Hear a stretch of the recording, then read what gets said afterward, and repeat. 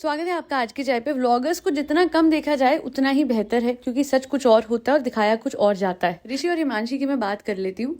मैं बहुत कोशिश करूंगी कि न्यूट्रल स्टांस रखूं, क्योंकि किसके क्लेम सच्चे हैं मुझे भी नहीं पता। ऋषि या हिमांशी, किसी से मेरी पर्सनल तो कुछ है नहीं दुश्मनी कि मैं किसी एक की साइड लूँ, ना मैं किसी की फैन हूँ, क्योंकि व्लॉग मैंने इनके कभी देखे नहीं ज़्यादा। जब देखा तो ये कलेश ही देखा जेड़ा होंदा पे है। तो आप चिंता ना कीजिए, जो भी ऋषि और हिमांशी के रिस्पेक्टिव फैंस हैं या फॉलोअर्स हैं, आई मेक श्योर मेरा फीडबैक, मेरा स्टांस, मेरा ओपिनियन वो बहुत ही ज़्यादा न्यूट्रल हो और हर बात को मद्देनजर रखते हुए हो। ये ना हो कि मैं किसी बात को इग्नोर कर जाऊं just for the sake of being a bit biased towards Himanshi और Rishi as a matter of fact. अच्छा, मैंने ऋषि का वीडियो भी देखा, मैंने हिमांशी का भी देखा। कॉन्टेक्स्ट देती हूँ, ये व्लॉगर्स हैं, बहुत अच्छे थे ये साथ में, कपल बहुत अच्छा था। फिर एक बार सेपरेशन सा हुआ, फिर ये वापस आए, फिर एक बार तगड़ा सेपरेशन, और इस बार जो सेपरेशन हुआ वो इस कदर बढ़ गया है कि शायद अलेजिडली हिमांशी ने कहीं ना कहीं ऋषि पे एक केस जो है वो फाइल करा है। और उसका कारण क्या है डिटेल में नहीं पता, बट वीडियो में जितना भी हिमांशी ने बताया है उसके हिसाब से बहुत ज़्यादा प्रॉब्लम्स रही हैं उनकी लाइफ में बिकॉज ऑफ हर हस्बैंड। अच्छा, ऋषि का जो वीडियो है वो डायरेक्ट नहीं है, उन्होंने अपनी बीवी पे कोई इल्ज़ाम नहीं लगाया, उन्होंने सब कुछ इनडायरेक्टली कहा है, बताया है कि ये धारा होती है जो कि एक औरत अपने पति पे लगा सकती है। जहां ऋषि ने बात रखी कि ये राइट्स होते हैं औरतों को प्रोटेक्ट करने के लिए, वहीं उन्होंने ये भी कहा कि बहुत सारी औरतें ये राइट्स का मिसयूज करती हैं, ये धाराएं गलत तरीके से अपने हस्बैंड पे लगा के उनको फंसा देती हैं। तो ऋषि ने कुछ डायरेक्टली नहीं कहा, क्योंकि उनके लॉयर ने कहा होगा कि भैया जो कहोगे अदालत में कहना, और लॉयर्स ट्रेनिंग इसलिए ही देते हैं कि कुछ ऐसा ना निकल जाए पब्लिक डोमेन में कि बाद में आपको पछताना पड़े, क्योंकि हर चीज you need to back with the proof. But अब आ जाते हैं हिमांशी पे। एक तो sorry for the background noise, construction हो रही है, क्या ही कर सकते हैं, ठाक ठुक हर जगह ही चलती है। तो खैर, हिमांशी जो है उन्होंने जो भी बोला बहुत डायरेक्टली बोला, नाम नहीं भी लिया, बट जिस तरीके से सारी बातें रखी, देखिए हाँ ये बात मैं कॉन्टेक्स्ट में जरूर लूंगी कि राइट्स जो होते हैं एक औरत के हित में होते हैं, यानी हमारे पास विमेन एम्पावरमेंट लॉज हैं, यानी औरतों के हित में बने हुए लॉज हैं जो कि उन औरतों के लिए हैं जो कि उतनी एम्पावर्ड ही नहीं है। अफसोस, ना उन पे इतनी नॉलेज होती है, ना ही उन पे इतने रिसोर्सेज होते हैं कि वो इस लॉ तक पहुंच के उसका अच्छा फायदा उठा पाएं। एजुकेटेड औरतें कई बार इस लॉ को मिसयूज कर जाती हैं, इस कानून को जो आईपीसी की वेरियस धारा के अंडर आता है वो धाराओं को गलत इस्तेमाल करके अपने पति को अतुल सुभाष जैसे कई बार सता भी देती है। पर ये हमेशा नहीं होता, और जब तक कि कुछ बात प्रूव नहीं होती हम किसी भी औरत को या आदमी को गलत नहीं कह सकते as a matter of fact. Himanshi ने अनेक इल्जाम लगाए हैं अपने इन लॉज पर, ये बात कि पैसों के, अच्छा मुझे तो बड़े वेल टू डू लगते थे इसके इन लॉज, पर उन्होंने कहा है कि उनको यूट्यूब पे कंटेंट बनाने देने के लिए फोर्स किया जाता था। आज भी वो कंटेंट बनाती, तो मैं कहना चाहूंगी कि फिर ये जो आप कंटेंट बना रहे हो क्या इसके लिए भी फोर्स किया जा रहा है? हो सकता है कि कहा जाता हो कि कुछ अर्निंग अपनी इस तरफ भी दो, है ना।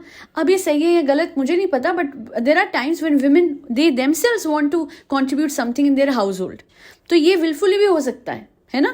मियाँ बीवी दोनों ही दिखते थे ये चैनल पे, आई गेस दोनों दिखते थे जो हिमांशी का था। तो यहाँ पे ये कहना कि ये लोग मेरी अर्निंग लेते थे या मैं कंट्रीब्यूट करती थी या जो भी कुछ, वो मुझे लगता है कि एक ज़्यादा एग्जैजरेटेड क्लेम हो सकता है। बट ये बात कि उनको फोर्स किया जाता है कंटेंट बनाने के लिए, मैंने देखा है she is very passionate about making content, तो ऐसा तो नहीं कि फोर्स किया जाता होगा, क्योंकि कंटेंट क्रिएटर तो ये खुद ही थी। ये एक चीज़ है। अब दूसरी चीज़ पे आ जाते हैं, वो है कि इन्होंने बहुत टॉक्सिक पना सहा है अपने पति का। चीटिंग करते थे वो, जी हाँ, ये भी सहा। ये बात भी सही कि एक वक्त पे इनके पति ने बोला कि ओपन रखते हैं। ओपन का सीधा सा मतलब है ओपन रिलेशनशिप, यानी मियाँ बीवी अपने अपने टाइम पे कोई रोमांटिक पार्टनर रखे और उनको कोई दिक्कत ना आए और शादी भी नहीं टूटेगी। मेरे लिहाज से गलत है, क्योंकि फिर लॉयल्टी कहाँ गई? बिना लॉयल्टी के कोई भी रिश्ता नहीं चल सकता है। और हिमांशी ने एक बात कही कि ऋषि ने एक टाइम पे हिमांशी को ये भी कहा कि कैसे वो और औरतों को पसंद करते हैं या और किसी और औरत को पसंद करते हैं एंड हिमांशी से फिजिकली अट्रैक्टेड नहीं है, ऐसा ही कुछ बोला था हिमांशी ने ऑन दीज लाइन्स। अगर ऐसा था तो उसी टाइम आपको अलग होना था, because this is the limit of any relationship. If you can't be happy, if you can't be in love in a relationship, it's better to get out of it rather than suffering in that relationship, doing extramarital affairs, cheating on your partner with other women, and then आप में फिर हिम्मत कैसे आती है social media पे आके ये प्रिटेंड करने को कि आप एक बहुत ही अच्छे और आइडियल हस्बैंड हो। So that is something very wrong on the part of these vloggers. इसलिए मैं कहती हूँ कि व्लॉगर्स को जितना कम देखा जाए, जितना कम बढ़ावा दिया जाए बेहतर है। अच्छा, ये तो एक बात थी। अब एक और बात कही है हिमांशी ने कि कई बार चीट करा, बार बार चीट करा। डिटेल्स नहीं बताई बट उन्होंने कहा कि करा है, so that is also wrong. फिर वो रिलेशनशिप में क्यों थी अपने हस्बैंड के साथ, क्यों उन्होंने डाइवोर्स नहीं लिया, क्यों उनकी ये शादी चल रही थी, मुझे समझ नहीं आ रहा है। How can you even stand a cheater. इसके साथ साथ इन्होंने कहा है to prove certain things, maybe to back ये क्लेम चीटिंग वाला, कि हर 6 महीने में एक सोलो ट्रिप पे ऋषि जाता था फॉर अ ब्रेक। अब ये बात मैं जानना चाहूंगी कि 6 महीने में एक बार जाना for a solo trip, is it that bad? You don't know, maybe it is not. I have heard कि हाँ, लोग ऐसे जाते हैं for a break from their monotonous lifestyle, work schedule, whatever it is. So maybe and maybe not, he was not wrong, but लेकिन किंतु परंतु बंधु प्रॉब्लम है, ये चीटर है। तो जब ये जाएगा कहीं पे तो फिर क्या गारंटी नहीं चीट करेगा। Once a cheater always a cheater. इस वजह से हिमांशी अगर ये बात कर रही है और अगर उनके पास इस क्लेम को बैक करने के लिए प्रूफ है तो फिर डेफिनेटली कैसे ऋषि आके ये बोलते हैं कि इस लॉ का मिसयूज करती हैं कुछ औरतें। कॉन्टेक्स्ट तो सबको समझ में आ ही रहा होगा।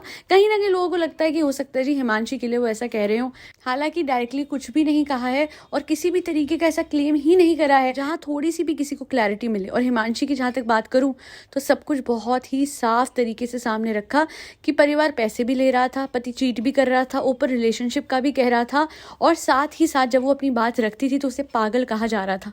प्रॉब्लम होती है कि कुछ हाउस होल्ड्स में जो डॉटर इन लॉ है, जब उसका ओपिनियन सामने आता है, जब वो अपनी साइड रखती है, अपना ओपिनियन रखती है, तो उसको ज़्यादा इंपॉर्टेंस नहीं दी जाती। आजकल की लड़कियाँ, आजकल का यूथ यानी हम सब, हमारी आदत है बहुत ही स्ट्रॉन्ग तरीके से अपना ओपिनियन सामने रखते हैं। सच बोलूँ तो आज भी मुझे लगता है कहीं ना कहीं हमारा समाज आज भी इस तरीके का है कि बहू अगर बोले तो वो बुरी है और ना बोले तो वो अच्छी है, प्यारी है, सौम्य है। मुझे तो लगा था काफ़ी फॉरवर्ड लोग हैं, काफ़ी मॉडर्न हैं, बट नहीं, ये दकियानूसी अगर ख्याल आज भी हिमांशी के इन-लॉज के दिमाग में है, अगर जैसा हिमांशी कह रही है वैसा है, तो फिर गलत बात है। अपनी बहू के बोलने को पागलपन कहा जा रहा है, अपनी बहू को पागल कहा जा रहा है, even after the fact that she is contributing well with in the house hold, काम भी कर रही है, पैसा भी दे रही है और अपना ओपिनियन ही तो रख रही है। तो अगर ऐसा सच है तो फिर हिमांशी सही है, और अगर कुछ भी सच नहीं है तो फिर दूध का दूध पानी का पानी हो जाएगा, क्योंकि हर चीज़ जो क्लेम की जाती है उसके पीछे कोई ना कोई एविडेंस रखा जाता है in the court of law. और कानून व्यवस्था में मुझे पूरा विश्वास है। अब वो जस्टिस डिले हो जाती है हर बार, इस बात का मलाल रहता है, पर करे भी तो क्या, करोड़ों जनता है जी, इतनी ज़्यादा जनता है कि जस्टिस दिलाते दिलाते हमारा सिस्टम जो कि छोटा सा है, जिसमें ज़्यादा लोग भी नहीं हैं, तो वो अपनी कैपेसिटी में ही तो जस्टिस दे सकते हैं। कभी अतुल सुभाष जैसा केस होता है, कभी वेस्ट बंगाल की हमारी डॉक्टर जैसा, तो आदमी और औरत दोनों ही कहीं ना कहीं सफ़र कर रहे हैं। इसमें मैं किसी एक जेंडर की तरफ नहीं जाऊंगी। आदमियों के इस वाले केस में जहाँ पे उनकी बीवियाँ उन्हें प्रताड़ित करती हैं और उसके बाद मिसयूज़ करती हैं, लॉ का कहा जाता है दैट सारी बीवियाँ कर सकती हैं। एक औरत के साथ जब जघन्य अपराध होता है तो कहा जाता है कि all man are the same, है ना। मैं इतना बोलूँगी कि हर किसी को एक नज़रिए से नहीं देखा जा सकता।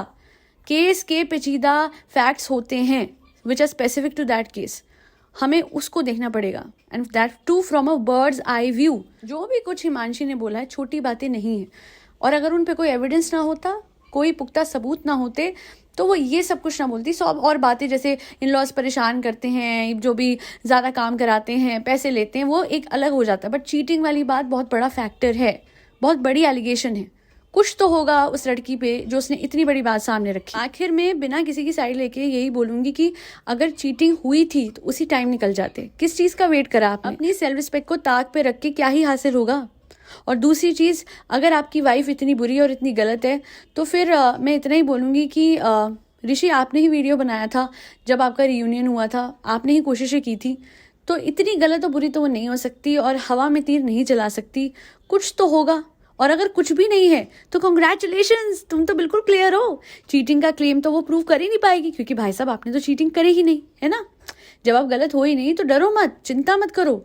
और हो सकता है कि 4 धारा इधर या उधर गलत लगा दी हो, पर फिर भी इतना बोलूँगी कि चीटिंग जैसी बात अगर बाई चांस सच निकल आई तो फिर आप अपने आप को कैसे जस्टिफाई करोगे। और अगर वो सच नहीं निकलती है तो kudos to you, you are not a cheater, वो झूठी है है ना, वक्त के साथ दूध का दूध पानी का पानी तो हो ही जाएगा। आज के लिए इतना ही। Thank you so much for listening to my podcast. मेरे बच्चों को खाना खिलाइए, उन्हें ठंड से बचाइए, और याद है ना आपको, ठंड है तो ज़रूरतमंदों में ब्लैंकेट भी बांटने हैं, कपड़े बांटने हैं गर्म। और इंस्टाग्राम पे मैं बहुत टाइम से नहीं आ रही हूँ, इसलिए माफ़ी।